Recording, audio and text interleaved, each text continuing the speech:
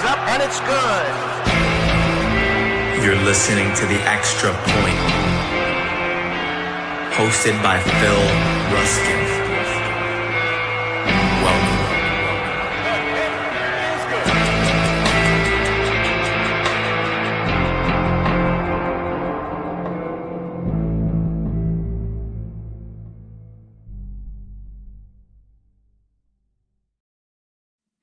Welcome in. Welcome to another episode of The Extra Point. As always, I'm your host, Phil Ruskin, joined by my good buddy, Kendall VanDerBilt. What up, my dude? How we doing, my friend? Dude, I'm loving these Dynasty rankings, man. It's certainly a fun exercise, man. I am enjoying it. Not enjoying the weather by me, though, right now, my friend. We are getting... I don't know if we are getting absolutely just demolished here in the northern Midwest here, man. It's pretty brutal. I had to like shovel my driveway multiple times in one day, like a true Bears fan. Not a fan of it, man. I lived in that part of the country for a long time, and I'm from Florida, hence the hat. I am living in California. I've been here 13 years now.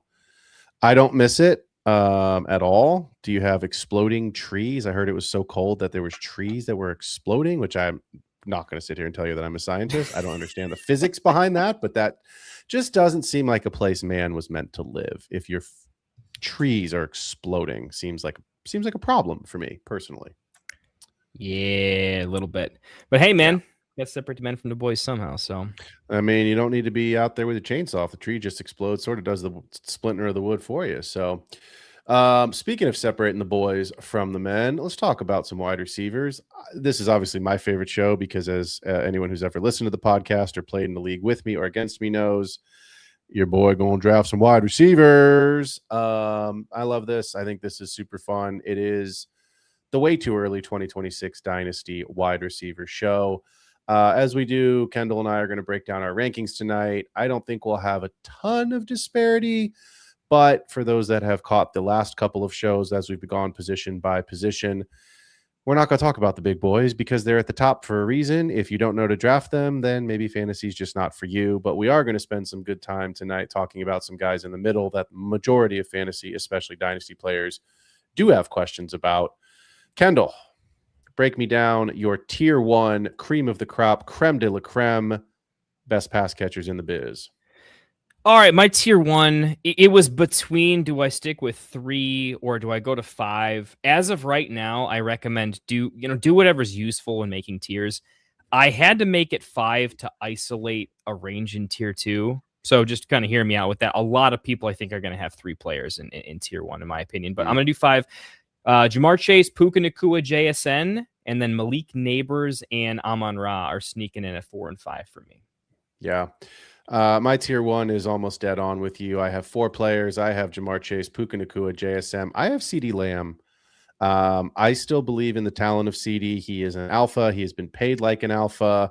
And I'll give you this. There's going to be a couple caveats that I give to players tonight as to why I have them rank where I have them. And I didn't do that in the quarterback and in the running back show for the simple reason, target share. We talk a lot about snap percentage when you look at a running back, but there are very few alphas that are truly hogging the snap percentage. The Christian McCaffreys, right? The Saquon Barkleys. I mean, that's kind of it that just immediately comes to my mind in the running back room, right? Everybody's got somebody there who is taking away snaps, who's vulturing some touchdowns, right? Like Gibbs has Monty, Bijan has Algier. So while we know like Bijan's going to be number 1 in most people's dynasty startup rankings, he's going to lose some touchdowns. That's just the reality of it, right? And so when I think about these wide receivers, CeeDee's in that tier 1 for me because, and we're going to talk about him. He's on the poster for tonight. I think there's a world where George Pickens moves again. I do. I think that priority for the Cowboys needs to be to sign George Pickens this offseason. We'll talk about him in a little bit, but that's why I have CeeDee in the top tier here in tier 1 at 4. I'm going to give you my tier 2 quickly because it's the same 2 names you had in your tier 1. I have Neighbors and Amon-Ra. My question I'm going to start with is I have them in a second tier. So I want to ask you this, Kendall. Why do you have them in tier 1? And I'll explain why I have them in tier 2 in just a minute. I guess my thought process was, so Malik Neighbors is the I think he's an elite talent. And he's just so young. So for me, I tend to fade the injuries a little bit, especially with modern medicine combined with his age. And he played through enough injury, kept getting injured a little bit, but enough so that if I fade it a little more than everyone else, just say he comes back fine. And even if he's bad for like 6 games or something, I think his whole career is going to be fine. So unless something crazy happens, the talent was supreme, passed the eye test enough that I think he can hang with tier 1 players, basically. Then you give me the age on top and what New York is doing with their infrastructure. I like their quarterback. I like their running back. I like their head coach now. So it's just everything kind of lines up either in his favor or somewhat favorably outside of injuries. Similar to Amon-Ra in that there's a great safety plus elite talent. I wanted to separate from tier 2 where there's at least 1 or 2 sort of worth talking about things. And I wanted to group those players that have something worth talking about that feels like a little bit of a crumble or a stain. And I just felt Malik Neighbors and Amon-Ra passed enough of my internal litmus tests to say, I think they're just clearly they're a half a tier above and minimum, and they think belong with those top guys. Yeah, I had a hard time not putting them in the top tier. I will give you my quick reasons. I love Malik Neighbors. I am completely comfortable with him as my wide receiver 1 in Dynasty and redraft, best ball, really any format. The reason I have him in his own tier, his kind of special tier, is he missed this season. I want to see what he looks like coming back. I believe wholeheartedly he's going to come back just fine. I think he's going to be fantastic for you next year. If he's on your Dynasty roster, I think he's going to be fantastic for years to come. We've talked about Jackson Dart on this podcast several times over the last couple of weeks. We love the hiring of Harbaugh. The defense is solid. New York is going to be a fun team next year to get on board with in the NFL, and it's going to be a fun team, and I think you're going to see a lot of their players rise very quickly up draft boards, both in Dynasty and in redraft leagues. You're going to want pieces of that team. I just want to see it. That's it. I believe it's going to happen, but that's why I put him in his own special tier. It's the same conversation with Amon-Ra. We love the offense. Jared Goff's fine. You know, the running game opens up the opportunities for the passing game, especially in play action. I am not excited about the hiring of Drew Petzing or however you say his name. I'm not. I'm a West Coast guy. Niners are my team, so obviously I watch a lot of the NFC West. I just don't. The Cardinals have been bad. I understand the quarterback play has been erratic, but like other than Trey McBride, they couldn't get Marv established. Michael Wilson made Marv look like a day 3 pick. You know what I mean? Like it's just it's confusing to me when you have a Mike McDaniel out there who they interviewed, why you would choose to go in this direction. And I'm not questioning Dan Campbell. We all trust Dan Campbell, right? I know you as a Bears fan, you hate it, but like you have to at least respect what the Lions do. I love Dan Campbell. Absolutely. Yeah, I mean, you have to, right? I just see a world where when I'm looking at the tier 1 guys, I'm saying who can finish as the overall wide receiver 1? Jamar Chase? Yep. Puka? Yep. CD? Yep. JSN? Yep. Can Amon-Ra under Drew Petzing be the overall wide receiver 1? I don't think so, which is why I have him in his own special tier here at tier 2. Can Malik Neighbors be the overall wide receiver 1? Yes, I do think he can, which is why I'm pretty inclined to move him up. But I would leave Amon-Ra exactly where he is at 6 in my rankings. It is not a disrespect to him. He's on a bunch of my Dynasty teams as my wide receiver 1. I'm fortunate in a league with you where I have Jamar Chase and Amon-Ra, so I'm a little bit blessed in that regard. Yeah. But like, no one's going to complain about having Amon-Ra. But again, we have to nitpick. Not everybody can be number 1, and not everybody can be in tier 1. Someone's got to be, in tier 2 and below. So let's get into it, because this is really where I think the questions start. Kendall, give me your tier 2 rankings, because I had a very small tier 2 with just those 2 names.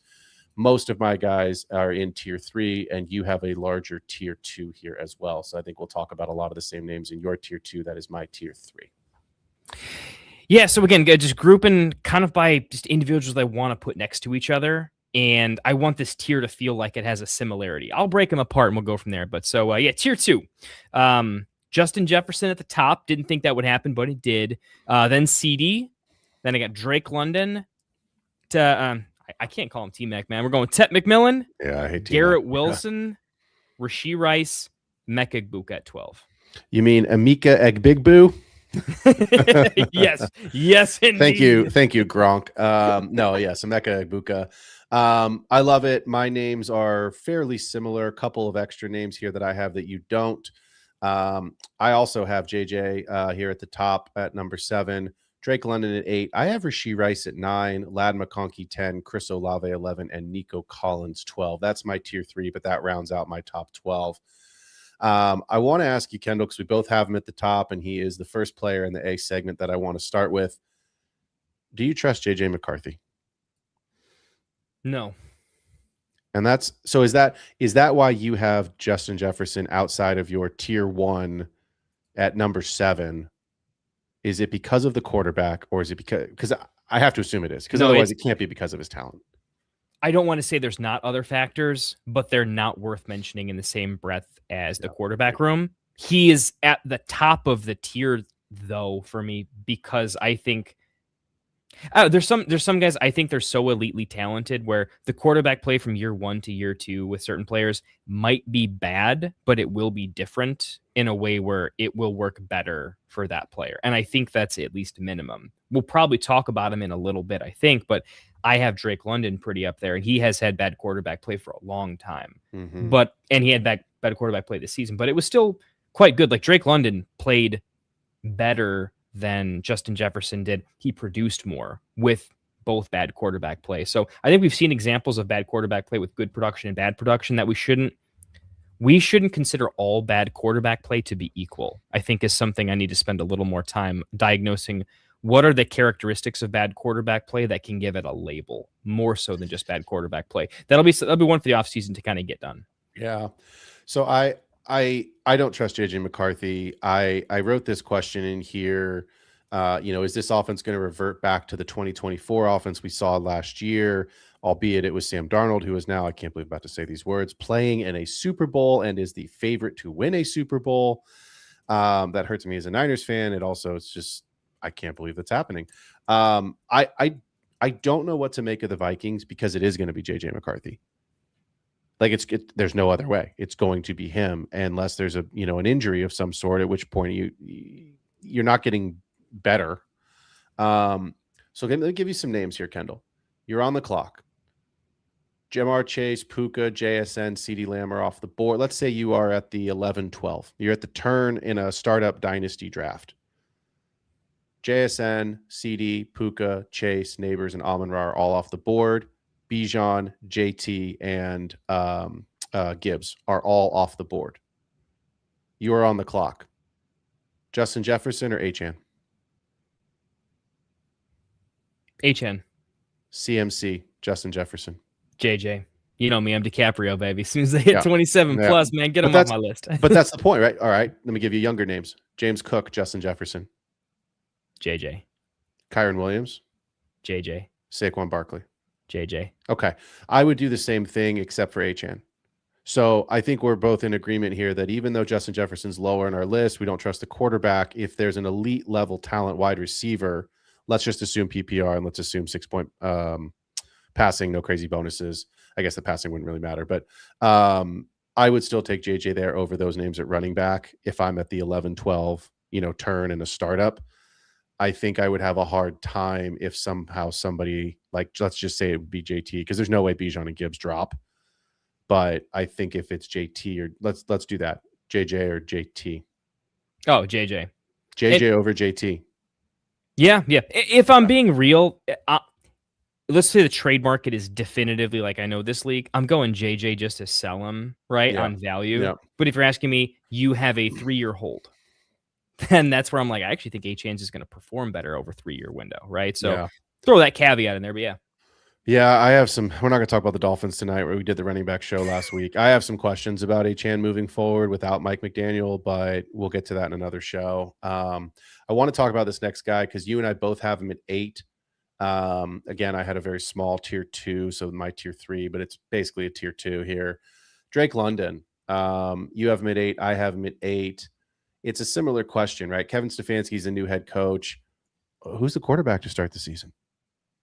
Do you know what I mean? Like, that's like the biggest issue that I think you and I both had 2 years ago when we were doing our rookie shows evaluating Michael Penix was we both said, I believe we both said this. I know Rost and I definitely did, but we said, if on paper You were evaluating pure quarterback play. Penix was the best arm talent, best quarterback in the class. Our questions about him was that he had so many injuries. He's not hypermobile. He's never going to give you rushing upside. So for fantasy, he was older. He was in college for 600 years, right? So it's like he was, and I understand like Bo Nix was older. Like that's fine, right? These guys don't have to come out at, 19 years old. Mm-hmm. But is Penix the long-term answer in a Kevin Stefanski offense to support Drake London? Because as of right now, it's similar to JJ McCarthy. He may not start the season because of the injury, but like he's going to be the guy.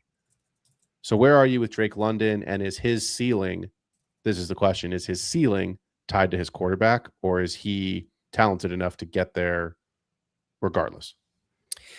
I think he's talented enough to get there because we've seen it before. Like I've seen him in games where the way he plays football is sometimes, Tet will do similar things. He's just big and he's good at being an X. And sometimes the NFL gets a little small on some defenses. And unless they have some big bodies, I think Drake London's just he can do some AJ Brown stuff every now and again where it's just quarterback immune. Alshon Jeffrey used to do it for the Bears, and we've never had a good quarterback since right now, right? It reminds me a little bit of that, where we used to like X receivers in fantasy because the per touch value of the types of targets they get are just too damn good to turn off for an entire, 4 quarters. Mm-hmm. And I think we see that with London, but he also gets the 10 targets too, right? So high value targets plus he gets peppered. If you're getting those 10 targets in his position with the running back, room doing what it is, consistently moving the ball pretty well, I think he's going to be quite good with bad quarterback play. And I think if that quarterback play gets to mediocre, I think he can get to my boy Tyler Shuck's level of like above average mediocrity, then we're having a real serious conversation about what his ceiling is, right? Then we're starting to get crazy. We're getting, it's crazy. We don't really have that many pure X's, but we're starting to get to Puka levels if he can get that better quarterback play, in my opinion. We thought Drake London had that talent initially. So yeah, I'm safe putting him where I am, even with the quarterback play, because we've seen him finish around this range with that quarterback play. Put an adult in the room, I think we're in good shape. Yeah, I mean, I think this is a really interesting team this offseason because Kevin Stefanski's been the coach of the year. He comes from Cleveland, brings Tommy Rees with him, who was the OC there. But look, I don't think anybody needs to sit here and nitpick the differences between the Atlanta roster and the Cleveland roster. It is not offensively. Defensively, it's, Cleveland is certainly the better defense. But from a fantasy perspective, where we care the most about the offense and the offensive pieces, I think Stefanski's got a lot of pressure on him already. And I say that because he's been the coach of the year with a dog shit team. No offense to the Browns fans. I think y'all probably understand what you have and what you don't have in this case. You got Myles Garrett and insert player here. So to me, it's like Stefanski needs to win for 2 reasons. Number one, this is the best offense he has coached. It is loaded. We know who's in the offense. We don't need to read out the names. Y'all are listening to this show and you know who's in that offense. You're also in the NFC South, which is not arguably, it is the worst division top to bottom in football. It's embarrassing how teams can't win the division. It's like, just like take a stranglehold over the division. Somebody, please. It's there for the taking. It is not hard. You've just got to play some good football games consistently, and nobody can do it. So I think Drake London is, I think he's perfectly ranked. I know I don't use that word very often, but I think we have ranked him correctly. Perfect is a tough word for me. But like, he's at 8, and I think that's where he should be. And I think he's probably, if he's finished as wide receiver 5, he had some injuries this season. He had a good season for you. He can win you a week. So I think what I want to just kind of wrap up this Drake London segment with is just quite quickly is, do you feel 100% comfortable if you started running back heavy? Maybe you got Bijan with Drake. Bijan's a bad example. I get what you're saying. Yeah, you got a Gibbs because you don't want 2 Falcons in that spot. But would you be 100% comfortable with Drake London as your wide receiver 1 if you started with an anchor running back, or you're crazy enough and you want to go, super early quarterback, which I don't think anybody would do. But let's No, yeah. I hear you're going. I am for the simple reason that he's passed the eye test. Yep. He is going to be the alpha pretty much forever there. They'll build around other stuff, but the next big player coming to that team, whenever it does, is not going to be a wide receiver. It's just not really going to happen. If it is, it's going to be a great complementary piece that would make him even better, right? Yeah. If I'm being honest. So he's insulated in role. It can't get worse. We're talking about how bad it is, right, Nick? Like it can't get much worse, right? So like the range of outcomes is well insulated. And something new that I've been preaching is, if you feel like your in-season moves and your ability to just make 1% good, better plays than everyone else consistently, you want to have a lot of safety in your draft, right? So you want long-term safety, and I'm looking at the parameters that would make up safety, right? A role that's not going to get taken from him, not necessarily any major injury risks of any kind. Actually, he stays pretty healthy for the most part, and in my opinion, that position gets beat up a little bit with some of the catches he's got to make, but he's got the role, he's got the targets, and this is all with bad quarterbacks. So he's got some things that can get better, very few that can get bad, and he's at the age where he's in good shape. Already gotten paid, so there's no big things changing. That to me is what I want at my one. I'll take big swinging risks after I get some of that. But I'll tell you this, I'm much more comfortable with, say, like a Drake London, because the organization has quite a bit more stability. Then this is going to hurt than like a Garrett Wilson, which I think is supremely talented. He's awesome. I have him at 10, but there is a million volatile pieces and things that can happen with the Jets organization compared to Atlanta, which isn't a shining example, but it is certainly better than other situation examples for lack of volatility. And I'm going to value lack of volatility in those early rounds. Yeah, we are going to talk about Wilson here in a little bit, but I've got a player that we need to talk about first. I want to talk about George Pickens for a little bit. He's obviously on the poster for tonight as well. I have him at 15, Kendall. I know in your rankings, you've got him at 17, so we're not too far off on that. The most obvious question, is he a Cowboy in 26? Let's just start there, because I think that determines, the answer to that question determines where we have him ranked. Is he a Cowboy? Yes. Yeah, I think so. Yeah, I agree. I think he is. So I think there is a possibility that Jerry does what Jerry does and tries to lowball pay him and then he leaves. But I also think that there is a happiness level to George Pickens. He just had his best season of his career. I think him and CeeDee Lamb are homies. I think there's a lot to like with Dak being there. There's nobody else. You know what I mean? Like if he stays, it is the new, wide receiver duo that we've talked about with, Chase and Higgins. When Tyreek Hill was still Tyreek Hill, it was Higgins, it was Hill and Waddle, right? When Brown was a couple years younger, it was Brown and Smith. Like, it's Lamb and Pickens. And to me, I could see George Pickens, I have him at 15, but if he's a Cowboy next year, there's a world that he and CD both finish inside the top 12. So I guess my let's go the opposite direction. Do you have him ranked around the same range if he were to be in Miami? Tyreek, for all intents and purposes, is gone. They need another receiver. Jalen Waddle can't stay on the field. Miami seems like a logical fit. I understand the cap situation's a mess. I'm just kind of throwing out places where he'd be a good fit. Not necessarily the cap situation. I know the cap situation affects everything, but it's actually highly unlikely he would wind up in Miami because of the cap. But let's just say, for that example, that he becomes a player where he's a wide receiver one in a situation like a Miami. Does that change your outlook on George Pickens? Not as much as I think I would have initially anticipated. Not as much as what I think a lot of people would probably anticipate, because he can be a polarizing player. We've seen it before. He had this meteoric rise when he starts producing, right? Even when he landed, I think a lot of people, we all saw perfect fit for so many reasons. Yeah. If he leaves, I have to drop him into tier 3, but I don't think tier 4. I mean, the tier down, right? Regardless of how you have your tiers ranked. So, we'll get to my tier 3, but this is the Pickens, Ladd, Flowers, and I've got some guys above him that I like quite a bit. I would drop him out of that tier into the Devonta Smith, Jamison Williams, Ricky Pearsall. I mean, just naming a couple of names, but guys that have a little bit more. Yeah, this is a category of, there's some stuff. And namely, volume. One of the things he was so sick with in Dallas is that the passing volume is just insane. I mean, Dak throws more passes than a lot of people, right? Yeah. They're in a division that does so quite often. So he goes anywhere else, I think he loses some volume.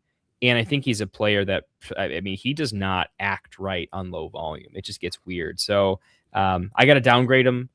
I'm not going to bury him. Some people might be tempted to bury him, and he might start slow wherever he is, but the talent's there. We've seen it. I think he'll bounce back even if he starts to plummet. So down a tier, probably not moving more than 10 spots in my rankings though. Yeah, I mean, I think a lot of us would say what we liked about George Pickens was that there was no target competition in Pittsburgh. He was the guy. He had a couple of those boom. He was mostly a boom bust player while he was there, right? Like he was the guy that literally could put up 40 fantasy points. You know what I mean? And then he could put up a dud a couple weeks in a row. So I think he's a Cowboy. I think there's sticking power there. I think it gives the Cowboys the best chance to win. So I could see him moving into my top 12 if I knew for sure today he was a Cowboy. I have him at 15 right now, and I feel okay with that. So let's get into your tier 3 rankings here, because there's some names that I have in my tier 4. And let's start at the top here as we finish just outside your top 12 at number 13. Sure. So again, my tier 2 ended with Emeka Egbuka at 12. So tier 3, 13 through 20 for me at this point is Chris Olave, Nico Collins, Rome, Marvin Harrison, George Pickens, Ladd, Zay Flowers, and then I've got BTJ. Still rolling with BTJ. Yeah, hanging on. It's close. Ricky Pearsall by the end of even tonight is probably going to take that spot. I'm starting to get pretty hot on Ricky next year. It just everything's looking his way. But for now, we're sneaking BTJ and Olave to BTJ 13 through 20. My 13 is my tier 4. I've got 4 players in this tier.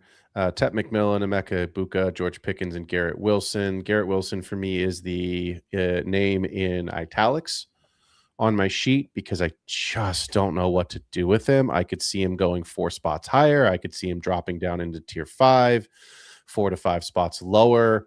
I will give you my tier 5 because that's 17 to 21. So we're kind of at the same, at least range ranking wise there. My tier 5 is Devonta Smith, T. Higgins, Jamison Williams, Rome, and Zay Flowers. A lot of same archetype, same type of player in that tier for me. But let's start at the top since we both have a good feeling about this player. We liked him as the number 1 wide receiver. Well, number 2 wide receiver, depending on your draft, if you had a Travis Hunter take. But I think most unanimously, the wide receiver 1 coming out of last year's class. I liked what I saw from Tet McMillan this season. I don't like Bryce Young. I've made that very clear. I think everyone that listens and watches this show knows that.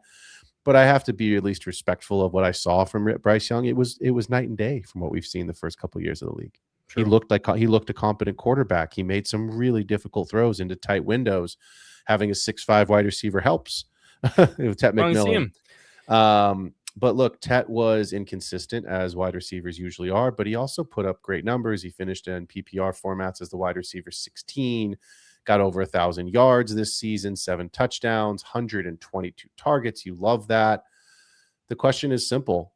Can he get into the top 12 next year? Can he get into the top 10 next year? And again, not because of injury. Let's assume everyone's healthy and everyone plays. Can he finish above some of the names we've already talked about?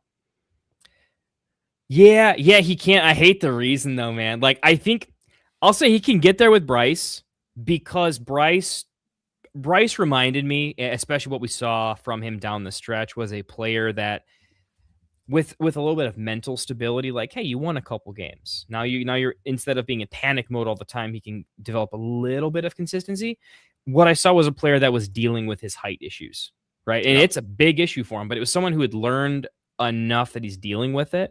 It's not good because he has to deal with it, but he was getting by with it enough to develop some consistency. There were way too many games in the early half of the season where Ted had 4 targets, right? It was just crazy. And even the catch rate was bad sometimes too, because the balls were all over the place. And he finally developed some consistency later on. So I think there's a path. It's not super likely with Bryce. I think a Bryce injury is probably how he gets to top 10, because if he gets injured and all of a sudden they get like a Brissett type of bridge quarterback that's just consistently peppering the one, yeah, I think that happens real fast. So too much to say on Bryce. I don't like his chances to get into the top 10 next year, but just 2 or 3 games with a backup. I think the backup is going to pepper him and he's going to be good. I don't have him finishing outside the top 15. I just think dude, the touchdown rate's going to have to be enormous from that team, and I don't see Bryce putting up enough touchdowns to get him there. That's going to be my take. I love him in Dynasty, but I want to buy him next year, not next. Yeah, I mean, look, I wanted to look at this because I think this is stuff that isn't talked about a lot in Dynasty shows and needs to be talked about more. What kind of draft picks do these teams have? Because we're always talking about like, oh, who's going to make a big trade? Who's the hot offseason, free agent? Well, what do they need to do? Because at the end of the day, you look at some of these picks, right? And the Jets are the perfect example. There's not Dante Moore going back to Oregon, I think basically means that they're going to take the best player available, the Jets at number 2. I've seen Arvell Reese's name that mocked there. I know there's a couple other positions, but like the Jets need a bunch. I know this isn't a Jets take, but my point is this. I think the biggest question from a fantasy perspective for the Panthers is, do they re-sign a Rico? Are they able to get a running back on a deal? Because I don't see that. They have all their picks. They have an additional 5th from Minnesota. So they've got a day 3 pick, whatever. I like Jalen Coker. I think Dave Canales likes Jalen Coker. I don't know that Jalen Coker moves the needle from a fantasy perspective, and I don't think it moves the needle for the Panthers to win the division. So ultimately, at the end of the day, I do see a world where maybe they use a day 2 pick in round 2 or round 3 on another wide receiver. I don't think that impacts Tet. But I also see a world where they say, look, we like Coker. We've got we've got Tet. There's, a couple other guys that are kind of hanging around in the mix there. But what's their offensive line look like to protect Bryce? What's the defensive side of the ball looking like? I could see them using some of these early, big round picks on non-fantasy relevant players, which just further cements Tet and his target share. And even though I don't like Bryce, ball's got to go somewhere. 122 targets as a rookie is fantastic. 10,000. He did not have 10,000 yards. 1,014 yards as a rookie is fantastic. So to me, I do see a path for him to finish in the top 12. I think the top 10 is a stretch, but if I go and pull my own rankings, is there a world where Tet finishes ahead of Nico Collins? Because I have Tet at 13. Yes, there absolutely is. Is there a world where he finishes ahead of Chris Olave in his own division? Possibly. Is there a world where he finishes ahead of Ladd McConkey and Rashee Rice? Possibly. I think it would be hard for me to get him higher than 8 and 7 into that mix, but I think there is a world where he could easily finish ahead of Nico and get into the top 12. So I like Tet. I think we all thought that he would translate to the NFL as pretty much as he did, like we saw.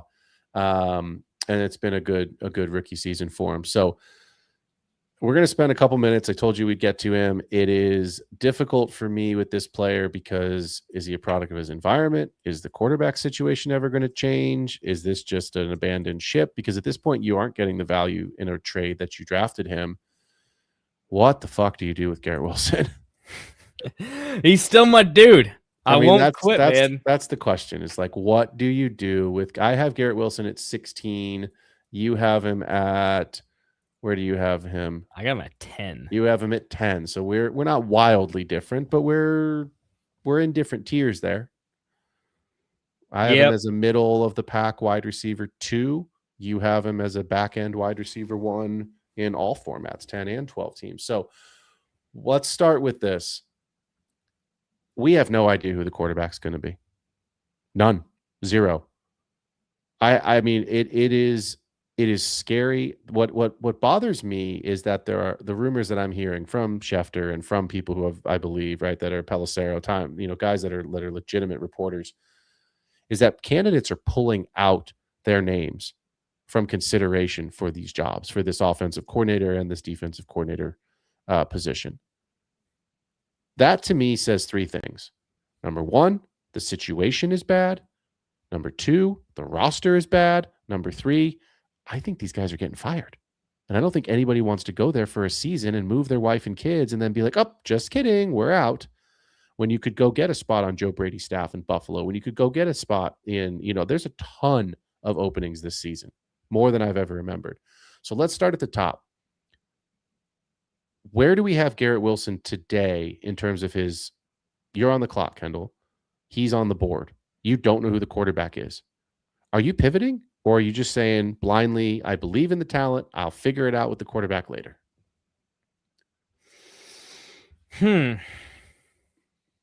That's a tricky one. When I look at, and let's say I'm hamstrung to wide receiver specifically, right? Let's make it tougher for me, right? Do I have a pivot in line that I really like from a safety standpoint?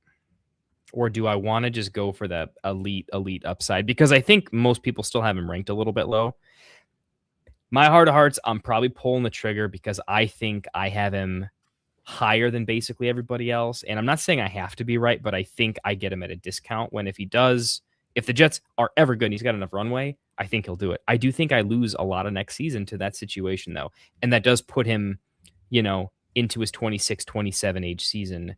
The year the good quarterbacks come out, and maybe that's a little bit too late. So I will say in this case, I will probably pivot and then look to buy the dip in Garrett Wilson because it's very unfashionable to just stay in the flames with the Jets, right? I think more people are pulling out of these negative situations because the multi-year sink, and I would consider that. But yeah, I would. I wanted to say no. I really wanted to say no, but my new philosophy on Dynasty is there are places I'm willing to take risks, and I do a lot of them. Not in the early rounds in a dynasty and startup situation. I think the play is to be safer so that the risks have just a better calculated, upside downside situation. I think there's way too much downside with very little room for upside with where I'm projecting him. Where I could even take a much safer situation and say, why don't I just go grab Igbuka, right? And then maybe next year's not amazing, but I do see that by the time Igbuka is the age that Garrett Wilson is now, or even just in 1 year, similar production and safer runway. I would pivot. Yeah. Let me give you some names. Kyron, Garrett Wilson. Let's say round 3. Yeah, I'm going Garrett Wilson there. You didn't like this name earlier, so I'll give it to you again. CMC, Garrett Wilson. No, I'm sticking Garrett Wilson there. James Cook. I'm sticking Garrett Wilson there. I still like Garrett Wilson over him. Let me give you some names that, because there are people that do this. You and I would both agree don't do this, but there are people that do. Trey McBride, Garrett Wilson. We get a TEP situation, right? Let's say half point TEP. Yeah, I'm going McBride there. Okay. I assume you were going to go Bowers if you're going McBride there as well. Yeah, of course. Okay. I have a hard time outside of those two at the tight ends. Those two in my mind are the elite tight ends. I don't believe Sam Laporta is in that. He's not in my rankings. When we do the tight end rankings next week, he is not in that elite tier. So I think there are probably no other guys that I would really want at the tight end position, even in half point. So I'll leave it there. Here's where I'm at with Wilson. It was Zach Wilson in 2024 taking over when Aaron Rodgers blew the Achilles in the third minute of the game or whatever it was, the second series. I believe, and I've always believed this, and Jamie Pirog here in the chat had a great comment, wrong comment. He's been commenting a bunch. Here we go. Talent over situation. So I like Garrett. I agree with him 100%. Yep. You and I would say it's a dynasty situation. You should always bet on talent, because what happens like you said, it's a bad year this year. We don't know who the quarterback is, but what if you get that magical quarterback upgrade in 2027, which is a very real possibility? There's been plenty of situations where that has occurred. Could have been coaching the whole time. We saw what happened with the Bears. If they get a competent, if they happen to have the young good coach that doesn't make them good, but makes them holy shit, they're stable. Yeah, I think coaching affects the NFL more than anything, and I think coaching changes should be taken a little more heavily in Dynasty, and they can't get any worse. So yeah, I think Aaron Glenn is out after this year. I think Woody Johnson is an impatient guy, as most owners are. I think he's impatient, but I don't think that the Jets have a roster. I think Aaron Glenn is in a lose-lose situation. The Jets do not have the roster. What they do have is the picks, because they have traded everything away. They haven't mortgaged a thing. Excuse me. They've gone the opposite way, right? They've acquired and accrued everything, whereas the Colts mortgaged everything, to go and get Sauce. So to me, it's they've got the picks to rebuild this roster, but you've got to get the right picks. You can't draft the next Jamarcus Russell. You have to draft the next Joe Burrow. You can't miss. So they're clearly not taking a quarterback this year. I think, and this is what I want to wrap this Garrett Wilson segment up with you. I think it's going to be Kyler. That's what my gut tells me. Is Hmm. that Kyler Murray is a New York Jet as a bridge quarterback for 1 to 2 seasons on a lower contract because they can get him, and I don't think Arizona is going to want him at the end of the day. He hasn't proven it. The Jets need somebody. Who they have in the building right now? I think they got Tyrod Taylor and insert name here. Man? I don't even know if Zach Wilson's on that roster. I don't think he is. I don't even know if Zach Wilson's in the NFL right now. I'm sure he's floating around somewhere. But my point is that you're not getting. What are you going to do? I mean, look at what the Colts did. The Colts went and got Phillip Rivers off the couch. Like literally. This is. I still, at the end of the day, I don't like Kyler. I don't think he's going to be great, but he's better than what's out there. And I think it's the Jets' best opportunity to get some stability for a year or two before they can draft their quarterback of the future, where they can draft it using all these first-round picks that they have over the next 2 years. Linemen, defensive, pass rushers. They can get some pressure on the quarterback. They can get another receiver. I think Brees is going to be there, but you and I have talked about it. What if Brees goes? Because he's still a hot name. We talked about that on the running back show. They didn't want whatever. They didn't want a fourth or whatever for Brees. And I was like, dude, I think Brees could be a trade during the draft. I think kind of like an AJ Brown thing. 100%, right? So that's more picks. May not be a first rounder. It's probably not going to be, but it could be a day 2 pick, a second, third rounder in that range. So there's players that you can get. I think Wilson has been a product of a really, really bad environment. Really bad environment. Where he hasn't had consistent quarterback play. He hasn't had ceiling quarterback play. And it's like, dude, if you could get this fucking kid a quarterback, this is a player who could be a perennial top 5 player at the wide receiver position that we are talking about talent-wise as a tier 1, tier 2 guy that we started the show with. I believe that. I believe he's that good. I believe it too. But it is hard to be that good when you don't have a catchable ball, when you don't have an offensive line that can keep your quarterback upright, and when you're losing 100-0 every game because your defense can't stop a leak. So it's a struggle for me to get him higher than where I have him ranked at 16, but that's why I said he's in italics, because it's a product of a terrible environment. So let's hope for good things from the quarterback position, for some stability this year and move forward. Can I give you an outrageous situation that will never happen, but in my Dynasty a la Madden, tell me how you think this would be fun in real life. Okay. I'm going to throw something crazy at you. The Jets need to tank again, even though they're not a tanking team. They need to tank. Okay. If they tank to get a quarterback in 2027, how do they do that with first round picks? And aren't they going to win just enough games to be outside of that? I don't think so. If they somehow convince the Colts to send them Anthony Richardson with the intention of not winning many football games, but hoping he has an entire season to not give a shit about winning, but to maybe learn. You then have Anthony Richardson going into 2027, maybe a little bit better, healthier, I don't know, competing against pick your favorite rookie.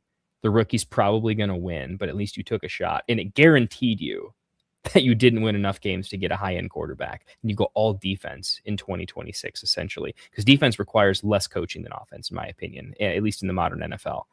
If they did something along the lines of that, I would be all in. Jets futures 2027 could be fun. It won't happen, but it's not that it won't happen. I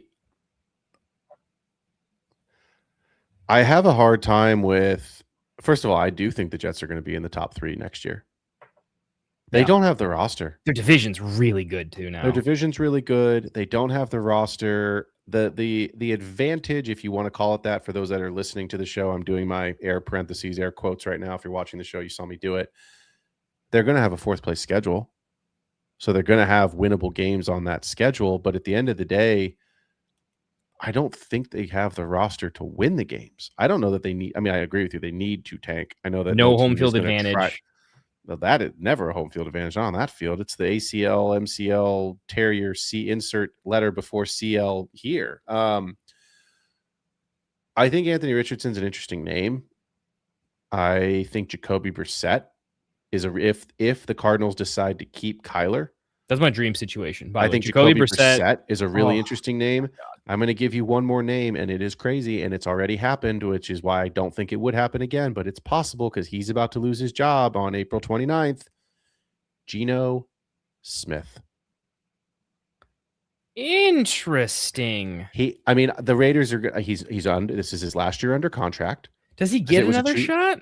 No, of course not. But you need a bridge. You just need a 1-year deal. That's interesting. Gino's got to go somewhere because Mendoza is going to be the number one pick. Whether it's the Raiders or another team that trades up for Mendoza, I don't see a world where Mendoza is not the number one pick in the league because there's so many quarterback needy teams. If it's not the Raiders, someone's going to come up for him. That's interesting. The Jets aren't going to mortgage the multiple of first-round picks that they have to go and buy a traded quarterback because they don't have the rest of the roster. If they were a quarterback away, sure, send a couple first-round picks for, Lamar or something. You know what I mean? Like, go buy a quarterback.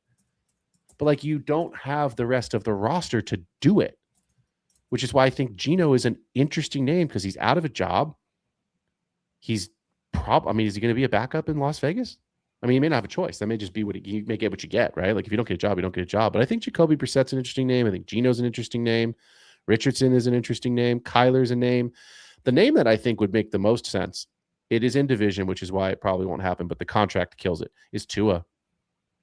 There's no way that Tua's a Dolphin after 2 years. There's just no way. From a business standpoint, you couldn't invest in a product that literally might just like, I don't want to say it, but like, I mean, bad things can happen. You could literally buy him, and by week 2, you need to buy someone else, right? Like that's. I mean, it's like going to the store and seeing all these nice ripe bananas, and then you see the big brown poopy banana, and you're like, oh, I think I'll buy that one. Like, no, dude, like that one's gonna expire. Tua's not gonna be.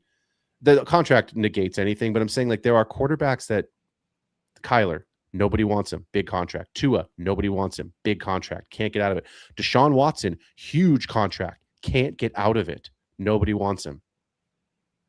So like these are names, like these teams have a quarterback under contract and they still need a quarterback, which is why I think Jacoby Brissett's a really interesting name because there may be a world where they can't, like they're going to cut Kyler. I think that's most likely what is going to happen. Yeah, I think they should roll out Jacoby Brissett and cut Kyler. I think that happens. That's 100% what should happen, but you understand the business of and the economics behind the salary cap. You may not be able to. The Broncos did it. They let Russell Wilson go for $97 million in dead cap, and they are laughing all the way to the AFC Championship games. So, is there a Brees Kyler like with picks and stuff thing? I mean, I said multiple times last year that I thought Brees could wind up in Arizona. This is fascinating. I think I wasn't initially up in Arizona Kyler. or Houston. I think he winds up in Arizona or Houston. I think those are the two most logical spots. And if I'm Houston, go get Brees because your defense is rock solid. Oh my God, that is a Super Bowl. That is a Super Bowl defense. And as much as you and I don't love Nico, he's still a good player. He's still a very competent wide receiver one. You've got Jaden Higgins, you've got Christian Kirk, you've got Jalen Noel. CJ Stroud's competent. He's fine. He's not going to be the QB1. He's probably not going to be a top 10 quarterback, but he's good enough to get you to the playoffs. That division's tight end, yeah. Daniel Jones is going to miss the first half of the season. Colts need a quarterback. Daniel Jones ain't going to be around for the first half of the season. The Titans are going to be better, but they're not going to be great. That's a winnable division if you're Houston. It's basically them in Jacksonville. Yeah. This next year. I keep saying Houston needs all CJ Stroud needs to develop is better instinct and vision, feel for the dump off game. Just to buy, to get, you got to eliminate the bad plays. Get to 0 yards instead of -5 would be fine. Man, Brees would be the absolute perfect player for him. They need the dump off guy, man. This is yeah. Appreciate that, Jamie, by the way, man. Yeah, thanks, Jamie. Love having you. Thoughtful comments and good brain on this one. Yeah, for sure. For those who can't see, Jamie Parog, and I apologize if it's Parog, if I'm butchering your last name, much apologies. But hey, dudes, podcast is solid, but the analysis is the best part. 100, y'all really know your shit, so we appreciate you, man. Appreciate you being here. If you're not liked and subscribed, folks, please jump on. You can see the scrolling marquee on the bottom. Hit that like and subscribe button for us. It helps the show. Yeah, helps us continue to grow. We do our mock draft tournament. We've got dynasty analysis. We've got redraft analysis. We've got buy sells. We've got all sorts of content written and live streamed. So yeah, please hit that like and subscribe button. That helps us. Let's talk about 2 more guys here before we get into the B segment. It's our boy. We love him. I don't think we have enough time to talk about him, but Emeka Egbuka. Look, Evans is probably going to come back. Swan song, right off into the proverbial sunset. I think Godwin comes back. I think he just, if my memory's right, didn't he sign a small extension this year, or is this? Yeah, I because it was weird because he signed the extension, but he wasn't fully healed yet. It yeah, wasn't healed at all, and it was like, well, I guess he's going to be fine. yeah. Yeah, I thought that was odd, but So yeah, they're back. here's my question to you, and I need to before I ask you the question, I just need to pull up, and there it is right there. So look, it was a phenomenal start to the season. This is a full PPR, 23 points, 12 points, 14, 20, 31. I mean, the first 5, and this kid was on fire. 2, 3, 4, 5 touchdowns in the first 5 weeks. It was an unbelievable start. And then it cooled off a little bit. And then it was typical wide receiver inconsistency, after the bye week, weeks 10 through, I'll say 17, because week 18 doesn't count. Nobody plays. But Godwin came back. Evans came back. Bucky sort of mixed himself in there in the double-digit weeks when he finally got healthy and came back in as well. I wrote this in a parentheses, Kendall, as the question to ask you, because you'll understand when I ask it. If everyone comes back, and that we think that they all will, is this a buy low opportunity on Igbuka? And I say low because you're not getting him cheap, but you're not also paying top of the market, what you would have had to pay to acquire him those first 5 weeks, that first month of the season when he was unacquirable. So do you feel like there's an opportunity to maybe throw out a late first? Does that get it done? A mid first, I think, gets it done. I think that's a fair trade. But could you get him for a late first and get your 3, 4, 5 pick discount? Or is that fool's gold? Maybe. I think it's too soon to be looking at buying him just because everyone knows what you're trying to do, right? I feel like it tips your hand to the later on. You got to come with it if you're going to trade it, but I don't think it's I don't know if it's a pick. I think it's too early for a pick. The pick has to be real. I think this is during the draft. It's on the clock. You have the pick. You'd have to sell a spicy being hyped up in the fantasy football media, so it's less of a pick and more of the it guy of the moment, right? Lad's pick was becoming more valuable every time someone picked somebody else, right? And Lad was kind of the guy people were overpaying for to some extent. I think you got to wait. Everyone's going to not overvalue him, but I think they're going to overvalue based on his market value in case he just absolutely has a meteoric explosion. Wait until week 3 of the season, week 4. If situation looks like it was the big, last season's ending, basically, I think then you have the ability to, get a decent price for him. Production plus a first, I think you're in good shape. Something like that. Yeah. I don't think you pull the trigger too early. Everyone that drafted him remembers what it was like to own him for that brief sun run, right? I think the truth of the matter is simply the situation's phenomenal. It just got really bad because it was like a workplace where everyone is saying, come on, man, what are we doing at the same time? And no one can wake up, right? And he got some rookie, drops because of it. But when that offense looks like it's supposed to, dude, gonna be just fine. So I think you got to wait. And I think the price on him is still 2 firsts, but you can probably get a second back. But I think that's kind of where the conversation is around. Yeah, I mean, look, it's hard because of the age. I think it's hard because whether it's not, if it may not be guaranteed to be this year, but like it will be next year. If it's not in 26, it will be in 27. Evans will be gone. Godwin will be gone. Egbuka's clearly the guy. 23 turning 24. Exactly. Basically. And I think you and I both, let's not ignore the fact that like you and I both like Jalen McMillan.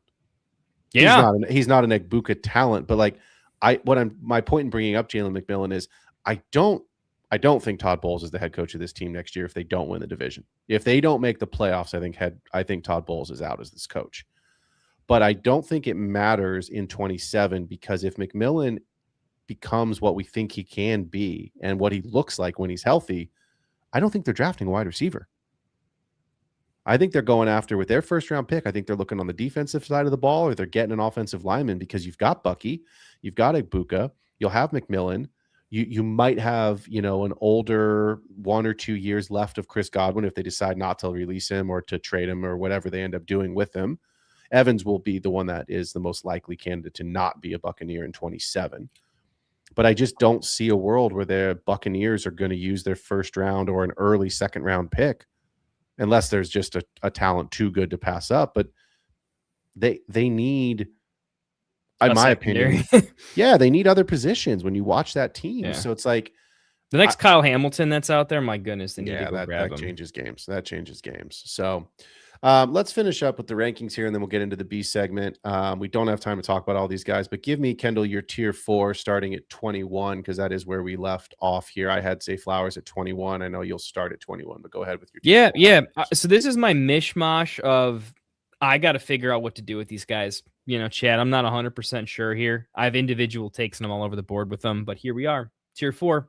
Starting at 21, Ricky Pearsall, Jamison Williams, Luther Burden, T. Higgins, Devonta Smith, A.J. Brown, Travis Hunter, Jalen Waddle, Christian Watson. It's kind of one big group, except that top tier. I could do a mini tier at 25. I would separate Devonta Smith from A.J. Brown, and put those other guys sort of an upper half. So it's a pretty crowded tier, but I could kind of miniaturize that a little bit for you. I have Smith at 17, but anyone that's been a fan of this show for any longer than one episode knows my love for Devonta Smith. So, dude, he felt blasphemous, by the way. I don't know how I have him this low. I think it's my Jalen Hurts hate right now is costing him, but he's going to go up a little bit for sure. Well, that's, again, we talked about this about 10 minutes ago. Offensive coordinator job, wide open, like Kevin Patullo, how they've not hired someone after firing somebody that quickly, to me. And now Denver looking for an offensive coordinator. Like, there are jobs that aren't head coaching jobs this season that are high profile, attractive, big market, sexy players to work with, like Eric Bieniemy going back to the Chiefs. Like, there's just been a lot of movement this season. OC jobs are so much better this year, and we'll put those coaches in positions to get better head coaching jobs in 2 years. Agreed. So my tier 6, which is 22 through 24 here, Jalen Waddle, AJ Brown, and Marv, which sort of feels like I need to go take a shower, but I think if they could get a competent quarterback in there, the talent for Marv is still there. I don't think he's the generational talent we drafted him to be. I'm sorry if you drafted him at the 101. He didn't burn the pick, but there was better guys in that class that were very a little more like Ted. Yeah, you know what I mean? Like we both have Roman Neighbors well ahead of Marv and same class. So BTJ at 25, Luther Burden 26. So we'll get into some of these names here later. Next week, just quick for those that are new and don't know what we're doing. Kendall and I have been going week by week positionally. Next week, we are not going to talk about 12 tight ends. We're probably going to end up talking about 4. But we are actually going to do the tight end show, and then we're going to go through 25 to 36, maybe to 40. We're going to basically do all the wide receivers that didn't make it into our top 24, into our wide receiver 2s. We're going to talk about the wide receiver 3s and those flex wide receivers next week, in addition to the tight ends. So, Kendall, let me do this here. Who makes the biggest leap in the rankings in 2026? Doesn't have to be someone that was in your top 24, but someone that you believe is either someone we've talked about or someone that we should be talking about who is going to be a big riser in dynasty circles in 26. Biggest riser. All right, I'm going to give you 2 just because I love this question. And I want to give more risers than fallers just so I'm net positive. I want to put that on the world here. All right. My biggest riser inside the top 24. I can't steal yours. I think I know who you're going to say. I'm not going to say it for sure.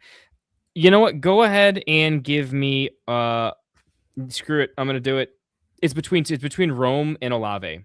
I think a DJ Morless Bears and fix a Rome getting fixed. He was the wide receiver 4 at the beginning of the year. Yeah. I see so many reasons with a very good coach and an indelible quarterback connection that Rome should solidly be a top 8 dynasty wide receiver by the end of the season. Maybe that's not a big enough dip, but it's basically having his ranking. I think that's pretty significant. So I'm going to say Rome inside the top 24. Honorable mention to one of the guys I was super spicy on, though. I think Alec Pierce takes a massive jump from wherever he is to wherever he belongs, which is not top 24, but it's darn close. I think he's a real talent. And I think the guys around him are in trouble. So he's gonna jump. Yeah, I mean, look, we talked about other players' names a couple of minutes ago when we were talking about quarterbacks, but I think the DJ Moore contract it's hard for me to see a world where he'd have to be traded, right? He's got, if my memory's this take is entirely on a DJ Moore being gone, because DJ Moore is too gone. I would pivot away from that. And I could easily say like a you could pretty easily see my because you're going to say it on your buy low. I actually am pretty spicy on Zay Flowers having his first real season next year potentially. Yeah, I mean, my biggest riser. The reason I brought up the DJ Moore contract is because my biggest riser is Luther Burden. I think when you look at what I think, well, you can see the show sheet. So yeah, don't steal mine. So I honestly haven't looked at it once. All right, fair Just enough. been rolling with it. Also great, yeah. But it's interesting, right? Because like I watched the second half of Luther Burden's season pretty closely because I drafted him in the mid to late second round and in my very main dynasty league. We all have that one league we care the most about. I've got a couple leagues with Kendall that I care a heck of a lot about, but Kendall knows this. I've got my main league that is like my baby, right? And I drafted Burden there. And so, I obviously want to pay attention to him because he was just buried to start the season. And he looked good. He passed the eye test and the snap percentage increased and the production increased and he gets himself into the end zone here at the end of the season. And so you look at, people forget Luther Burden coming out for a while was the number one recruit. Had he come out a year earlier, I think he didn't because of that class, right? You've got Neighbors, you got Rome, you got Marv in that class. He wouldn't be able to get higher than the wide receiver 4 off that board, right? So he went back to Missouri. And I think you look at a player like him in a Ben Johnson offense where DJ Moore, he just doesn't, I've never been a DJ Moore fan, that, but like he doesn't look good.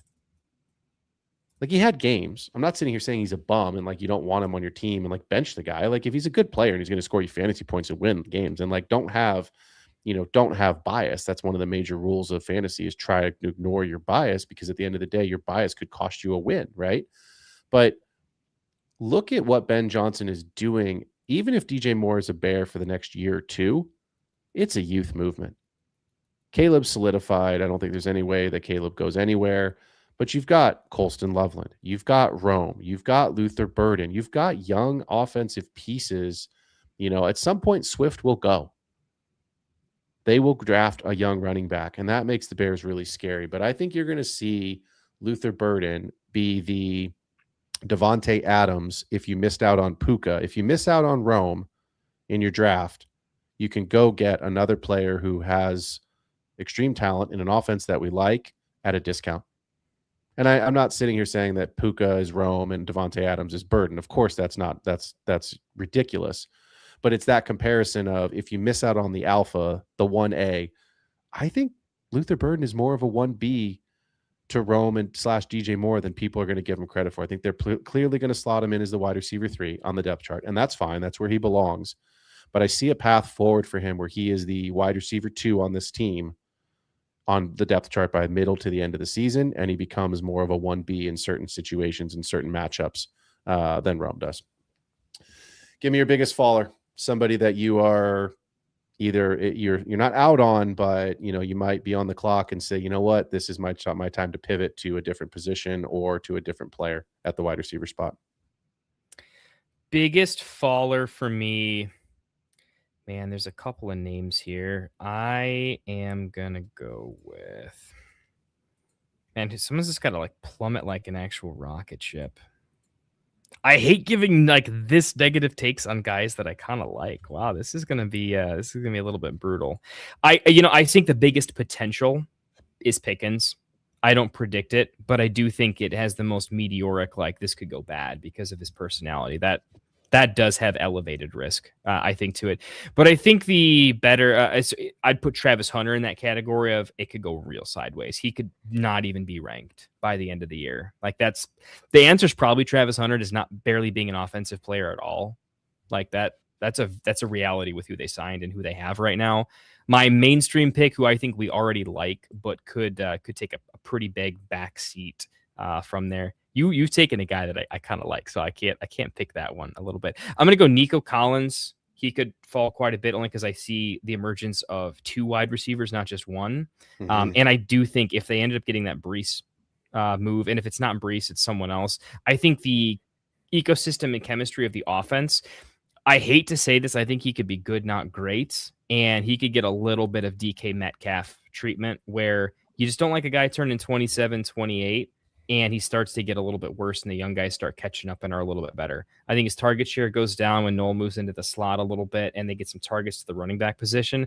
We always talk about vacated targets. I think he has the most like over-targeted, overfed situation that stands to lose 20-25% of them. I think Nico could go down a little bit. Yeah. I have a hard time with Nico, but I'm not going to go there tonight. It's Arthur Jawan for me. It's AJ Brown. I just looked it up. His birthday is in June, which means he will be 29 when the next season in 2026 begins.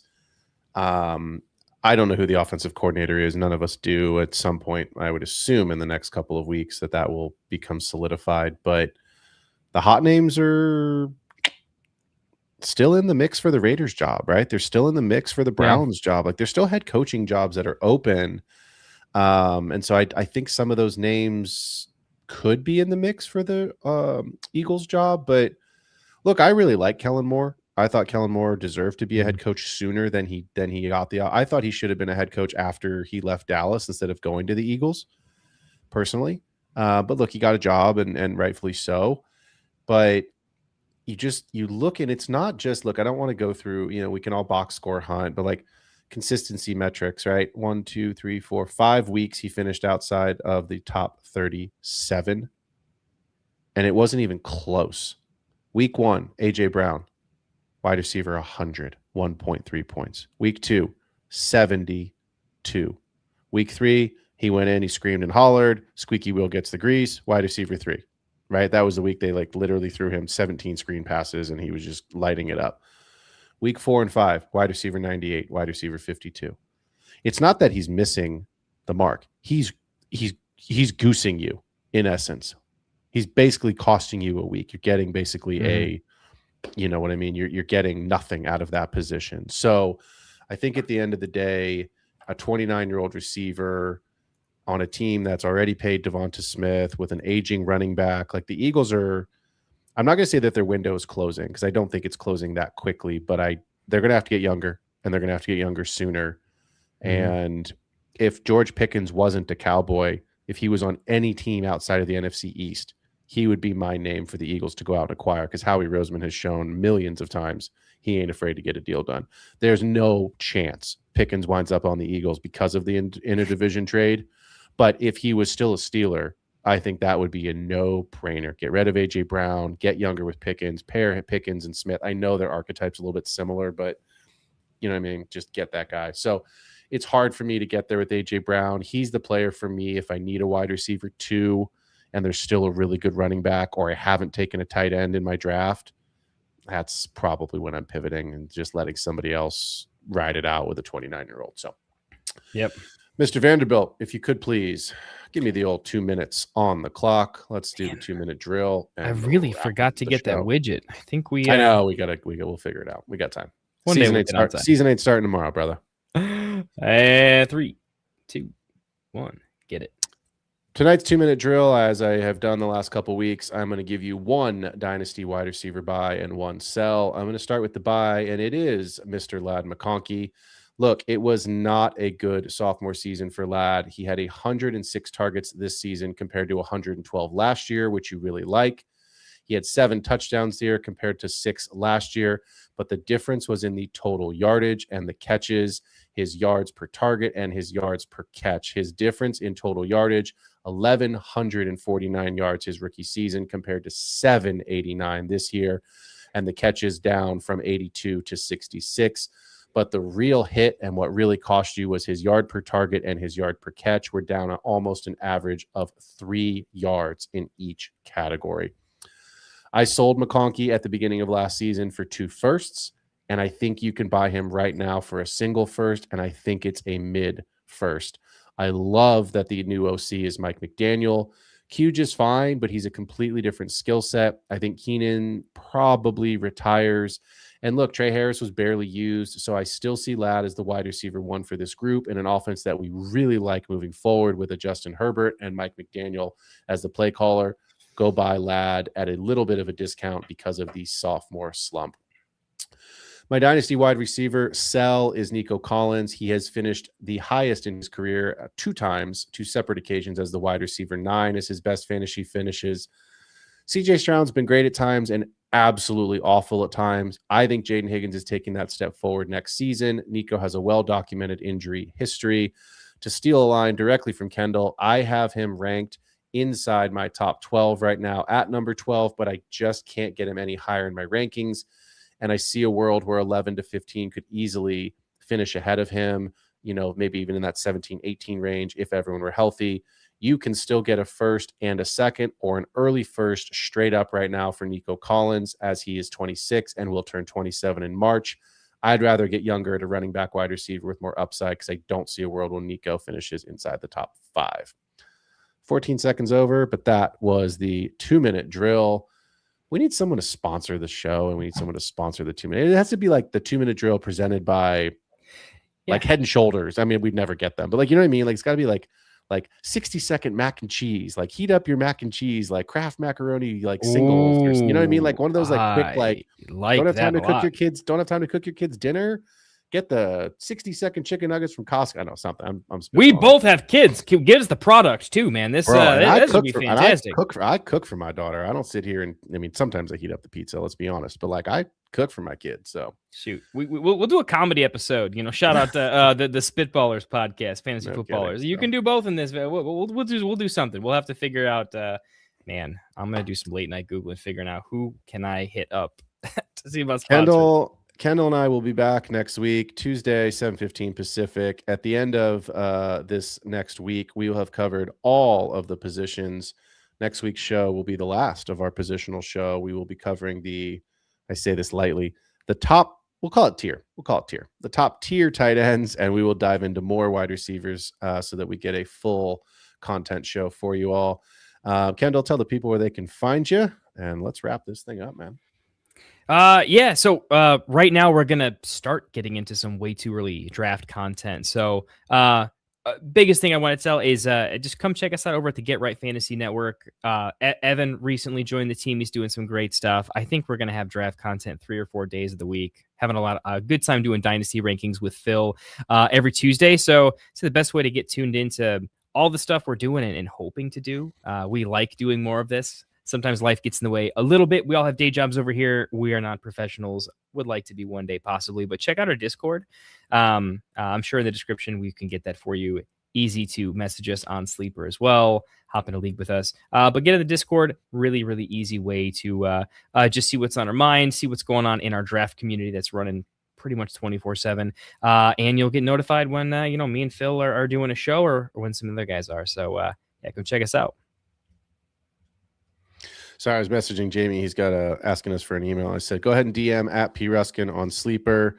Kendall, your handle's too long. KendallTFFT? Is that what? I don't know. That's too much for me. It doesn't come off the tongue quite so well. We'll get there. DM at P Ruskin on Sleeper. I will get you guys. Also, by the way, for the show, DM us anything you have fantasy-wise questions. We will always get those answered. You can hop on our Discord channel. We are always checking there, as well as our own personal Sleeper accounts. We've got questions coming in all the time, especially during the season. Start sit questions. Even though we do a show, we don't always get to every single question. So we are always hanging out, trying to do the best we can to get you all the information you need to bring home some rings. Kendall, I had a couple rings show up at my house this week. It's always fun adding some of those championship rings. I know you had a couple rings, I'm assuming, show up as well, because you got me in one of our main leagues, unfortunately, right there, Mr. Bijan Robinson, hitting 37 points in week 17, and I had a 31-point lead. So thanks, Bijan, for doing what you do best. I tried to give you the season, man. You did. I gave you Lamar for free. I spotted you Lamar. You did give me Lamar for free. Yeah, that CJ Stroud, Lamar Jackson is one that will haunt you for a minute for sure. We've all made silly trades, but this has been another episode of The Extra Point. We appreciate everybody being here and tuning in. Kendall and I will be back next week. For all of us here at the Get Right Fantasy Network, thanks for joining in. We out. Marking nothing, but I tune every Friday. Strategies provided, I will lock in every way. So go